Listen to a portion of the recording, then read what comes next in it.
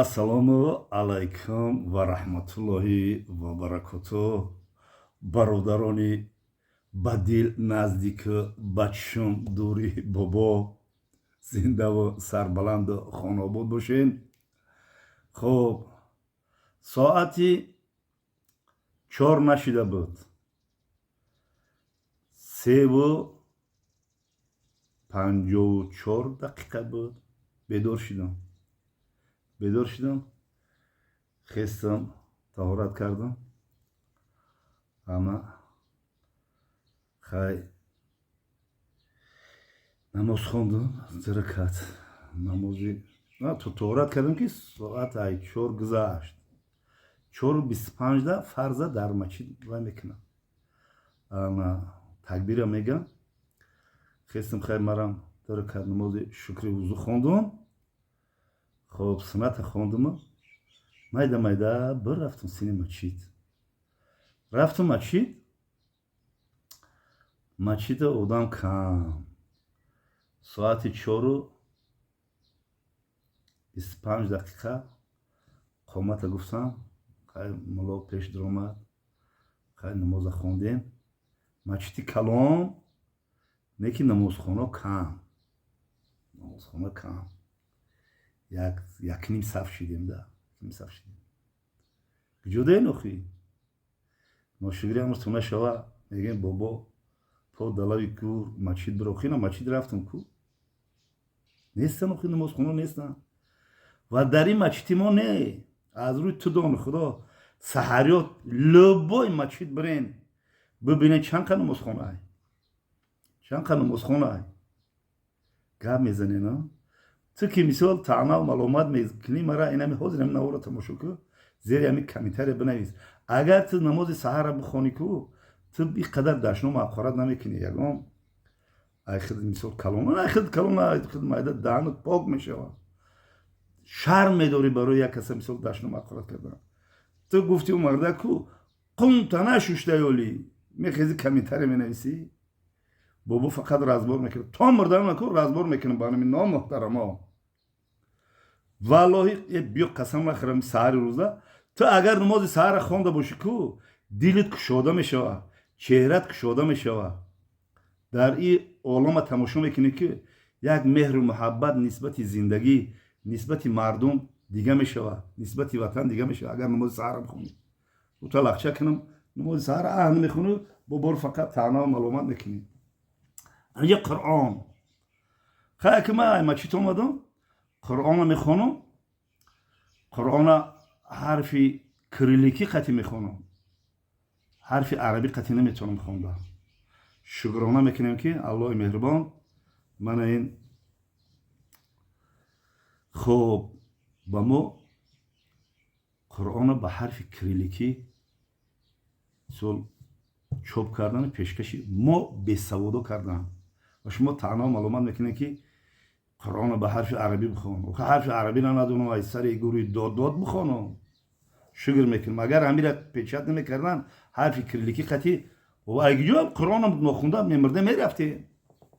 озир нами қуръона, нами қуръони мисол кирилликӣ айна диди, иҷада диди, уҷа чапа нишон мети. охи и ҳами навор ҳами хела як хелтон ба гап мезанем. нами қуръони карим. хуб, қуръони карима гирифтан баровар ман як меҳру муҳаббат дорам, буса мекунам. фаҳмидӣ? хуб, ба ҳуиш мекунам. қуръони кирилликиро чанд бор ма хатмам кардагиам.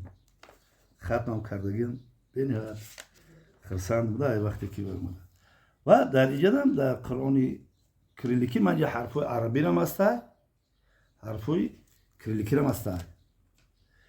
ва ҳами ногуфта намона ки вақте ки мо истиқлолият пайдо кардем, ухи ҳарфи ҳами русӣ кирилликӣ буд. ухи ҳарфи ниёгон мегуфтем. ҳарфи ниёгон агар ҳарфҳои мо мисол мешид ҳами алфавити морам алиш мекардан, ҳарфи мисол мардуми мо ҳама мусалмонан, ҳама қуръон меган бихонем, ҳама вай мекардан. ӯзбекистон ҳарфи чӣ кард? ҳарфҳои кирилликӣ буд. гирифтан ҳарфи вайш ка англисиш кардан. ҳама ҷуда англисӣ нашунда. мо англисиро намедонем. мо ҳарфи мисол хеле чира форсиро намедонем.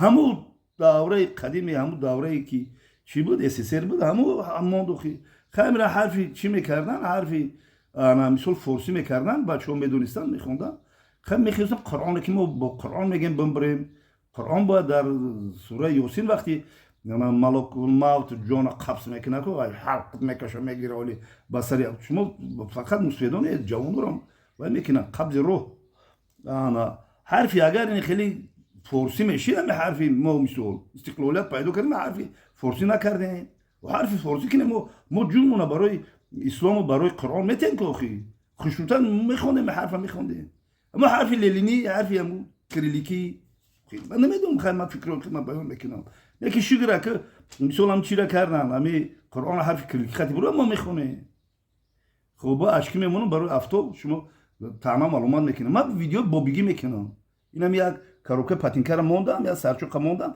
ویدیو ما تلفن موندم ویدیو کیسم برای مخلصان اینه دارو برای چشمه برای چشم چشم دوری بابا برای چشمه اشکی میمونه تو اشکی تو بردو مگه اشکی نمون تو شما که اشکی تو مسویت بود الله یگور اشکی نمون اینو شدی امسو قطعی همشتون بیا قرآن اوی کردم اگه اون گپی زیبتون نکن خب انا اشکی میمونم خیلی اشکی نم بود خوشو ببینم اعوذ بالله من الشیطان الرجیم بسم الله الرحمن الرحیم من در سوره روم در مکه نازل شد و از 60 آیت عبارت است ریششونه نکردم که دقیق خب انا اینجا ما که چنین میفهمیدگیم من میخونم و میکنم داملای شیرین سخن من شما رو احترام میکنم بنا خدا قسم یگم اشیبکه میکنم مرا کو اشیبکه میکنم شما مرا بنویسین زیر کامنتاری که بابا من اینجا اشیبکه کردی در اوه مسویت پر دالا بگو تو را چی قرآن خونی چی تو قرآن نخب تو باید نگو همه چی تو منم تو نماز اشراق قرآن میخونم تو نماز اشراق قرآن میخونم قرآن خونم افتو یا چی برومدن نایزه برومد نماز اشراق میخونم میخزیم یا پیالکشو میخونم میرم کور اوخی همی چیزای ارگینال نیکی در حیات زندگی ما هست ولی ریشه بوی خد روغن میکنم وای میکنم چهار میکنم تری میکنم چهار مینه چهار میسونه روغنوی وای چی ای مکه وردگی من میشکم وای میکنم یالتراسی میکنم خوشبوی میکنم و کور میرم خب اگه سوره روم اینجا خیلی اقلا یگم چی شما بخونم شما گوش کنین کم بودی و به تاخیر اخرات گپ زنین من اینجا گفتگی سوره روم در آیت ششم ده گفتگی با زبان تاجیکی ترجمه کرده یعنی که خدا وعده داده است و وعده خود خلاف نکند ولی بیشتری مردم نمیدونند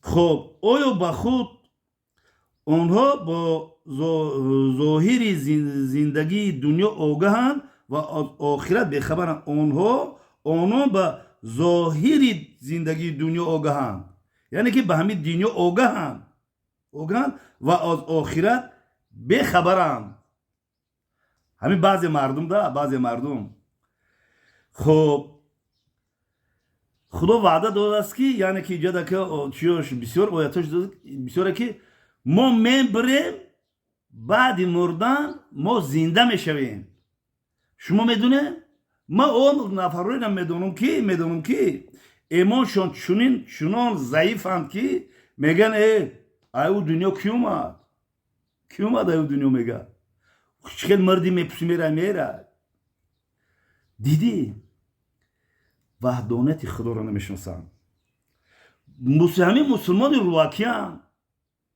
فهمیده؟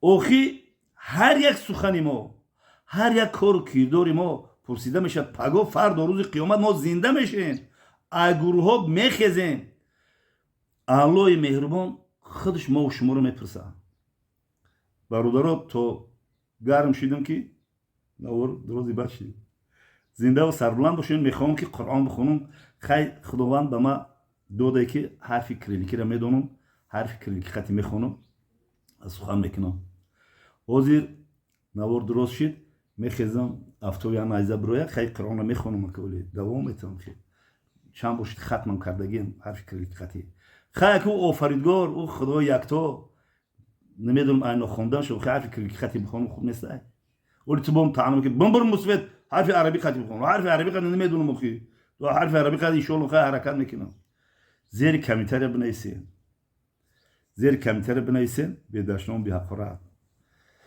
قرآن دوست می‌دارم اسلام دوست می‌دارم نماز و روزه را دوست می‌دارم مردم تاجیکستان عزیز دوست می‌دارم خب وطنی بیش آسام دوست می‌دارم به حد خرسند هستم الله مهربان به من یک نعمتی به نهایت داده که این نعمت بهترین نعمتی بود که تنی سعادت دارم زنده و سربلند و خانواده‌آباد باشه به تاکید داشتم فکراتونو بیان کنم ҳама каса хуш омадед. хитоби ман дар тамоми блогерои тоҷик, дар он бародарое ки айман боварӣ дорен ва медонед ки билетҳои ман садфӯза билети самолёт ва билети поезд дунёи Россия дорам.